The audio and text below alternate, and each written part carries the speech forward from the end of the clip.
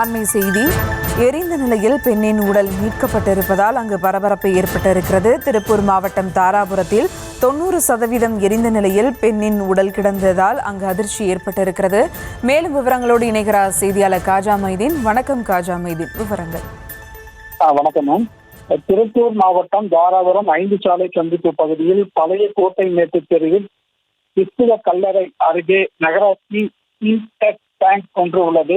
அந்த இடத்தில் 90% எரிந்த நிலையில் ஒரு பெண் பிணம் ஒன்று கிடந்தது. இது குறித்து தாராபுரம் போலீசாருக்கு அருகில் இருந்த நபர்கள் தெரிவித்தனர். தகவலின் அடிப்படையில் தாராபுரம் காவல் துணை கண்காணிப்பாளர் சிவகுமார் மற்றும் காவல் ஆய்வாளர் ராமச்சந்திரன் ஆகியோர் சம்பவ இடத்திற்கு விரைந்து வந்து அந்த எரிந்த பெண்ணின் உடலை பரிசோதனை செய்தனர். இதில் அந்த பெண்ணின் இடது காலில் மாவு கட்டு போட்ட நிலையில் முழுவதும் எரிந்திருந்தது.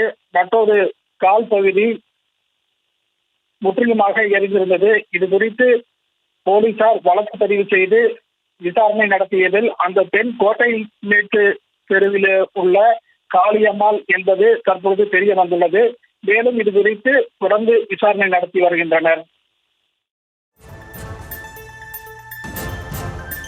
விவரங்களுக்கு நன்றி காஜா மைதீன்.